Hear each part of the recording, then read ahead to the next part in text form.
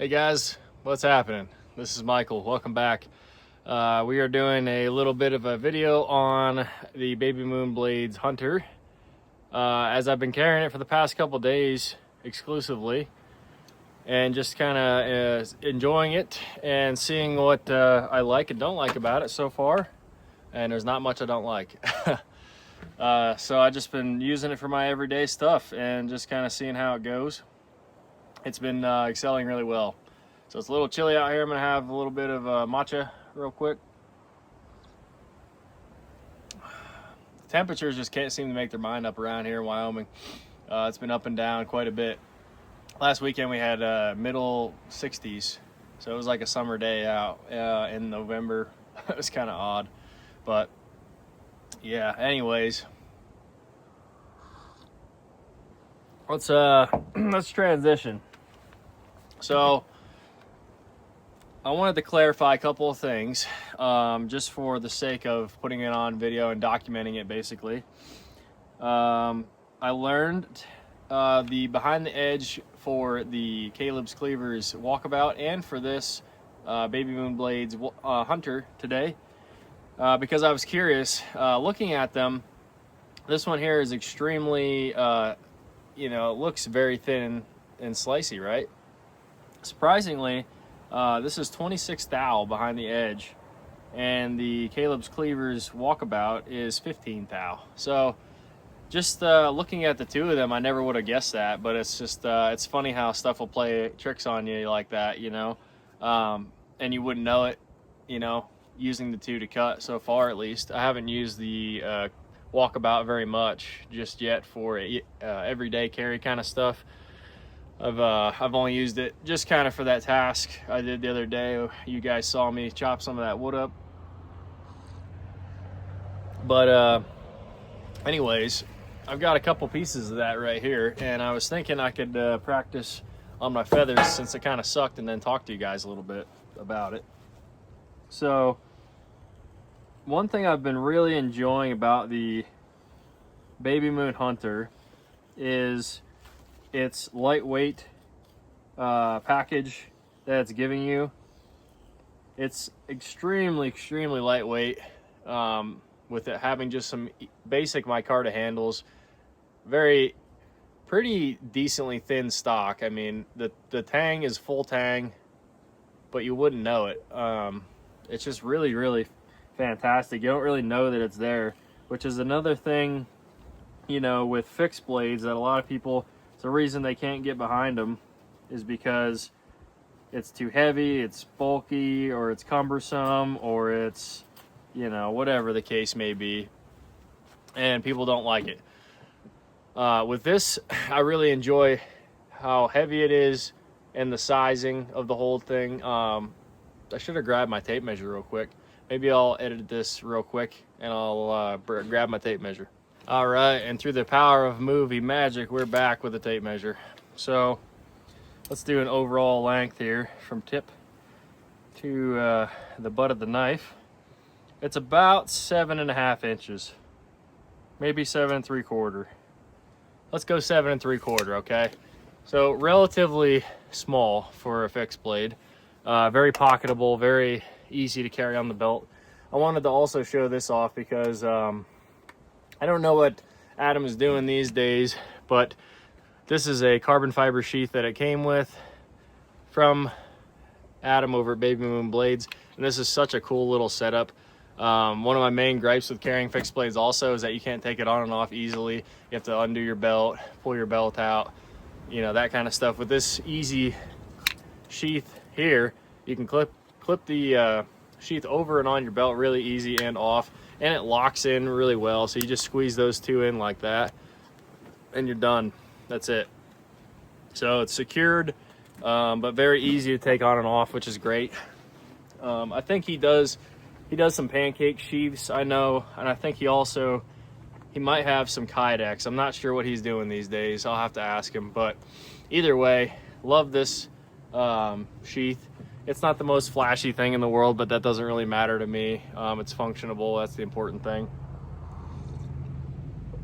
So getting back to some of my other points is the BTE really surprised me on this because it's such a nice, easy, flexible blade, and the stock is pretty thin. So I wouldn't have guessed that behind the edge it was that thick, and it performed like it did. It's been doing really well. So I use this for a variety of stuff. Last night I made dinner with it. I cut up potatoes and some broccoli, and I cooked up some elk steaks and stuff like that using the Baby Moon Blades Hunter, and it was really great in the kitchen. I enjoyed the slender design of the scales. It was nice and easy to pinch up front here, do my kind of cutting board cuts, stuff like that with ease. And I also tested it today at work a little bit. I had some boxes I had to break down at work, and then I grabbed a couple other things, but the boxes it did awesome with. I was able to do S cuts in it, no problem. The utility cut angle was great on this because it kind of has that spear point almost going on there. I guess this is more of a drop point with a swedge, but it just has that I was gonna say atmosphere, but that's not right. It has that vibe, whatever, you know, the aesthetic of a spear point. And I was really impressed with how it did with that. So overall, you couldn't ask for a more slicey and dicey fixed blade to carry with you on a daily basis. No matter what you're getting into, I think this would be a great option. Another thing I'm noticing as I'm doing this is the blade's got just a little bit of flex in it. And that's kind of good. You want something to have a little bit of flex and give so it doesn't break. Just like a suspension bridge has a little bit of give and a little bit of flex in it. Because if something is too static, it'll break. Which brings me to another point, is this CPM 154 is some pretty decent stuff. Now the extra souped up heat treatment that he did on this I think is helping majorly. So I did a couple of searches around, and from what I understand, this could be totally wrong, it's in the same class as kind of like a D2. Now my Smith & Sons Brave is also D2, and I don't know what their heat treat numbers are at Smith & Sons, but it's reacting in a very similar way, but it would definitely outperform the D2 any day of the week. You know, so one thing I looked at also real quick while it's in my head is the sharpening angle, the degrees per side. So this is a 20 DPS. So in the knife world, a lot of folks with most steels, they try to get a little bit more out of their steel, and they'll lay their edges back, usually under 20. So another really interesting thing with this one, being that it is only 20, which is still respectable, don't get me wrong, but it just added that extra layer to this one, I think, that makes it just that much extra slicey, you know? It just does really, really great at that kind of task. I'm really, really itching to get this out hunting.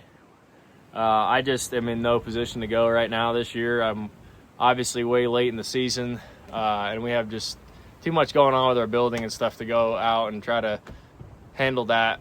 But should my buddy get another elk or a deer, whatever, I'm going to try to tag this along because I think this would do fantastic. The edge is very, very resistant at that 20 DPS, and I think the heat treat aiding it extremely. Today, I had to tear out a 4x4. There was a sign that fell down, and so I was reconstructing it. So I had some old rotted sign posts there, and out of curiosity, I started to do some cuts on that post, just kind of slashing into it. I just wanted to see what would happen, you know, on some kind of basic wood carving, and it did awesome. It did really, really great. I was able to hack off quite a bit, and there's not a single issue with the edge whatsoever. It still looks just like I got it from Erica. No chipping, no nothing, and it's still shaving sharp afterwards also. So another really, really awesome steel to be playing around with right now. I also proceeded to do some rope cuts. There's some pretty decently thick diameter rope, probably about that. And I did slice after slice after slice. Not only was I able to just double over the rope and do a drag out cross, do a push kind of cut, I should say, away from it, but it also didn't take much. I didn't have to do a whole lot of sawing back and forth, none of that stuff. The edge handled it really, really well, sliced right through it, no problem. So yeah, and all the while doing those different tasks, another thing was there was zero hot spots or holdups, anything like that I didn't enjoy as far as my grip on this knife. You know, I have size large glove hands, so reasonably big. Usually my fingers end up touching my palm, and they kind of do with this one, but not too bad. But any grip that I had with this, it was doing great with it. You know, I think if you're really going to bear down hard on a knife at all, you really got to make sure it's comfortable, and this one's very comfortable. It's extremely comfortable for a nice slim little package, you know. So yeah, anyways, this is kind of just a little update video I wanted to do after work, while I had it in my mind at least. So let me know in the comments though, if you would, what you would like to see me do with this, because I am kind of wondering where I can push this, you know, to see its limits, and I'm coming up a little short. So if you have something in mind, let me know, or let me know if you have a question about this knife, this design.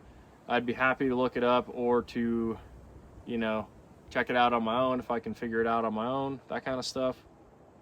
Yeah. So I'm gonna pretty much wrap it up after that, guys. Appreciate you watching, hanging out, listening, all that stuff. If you would like the video on your way out, please, I'd appreciate it. Comment down below, let me know what you think about the Hunter. Subscribe if you like this kind of content. It only helps the channel grow and get my word out there. It costs you nothing, so kind of a win-win, right? All right, that's gonna do it. See you guys.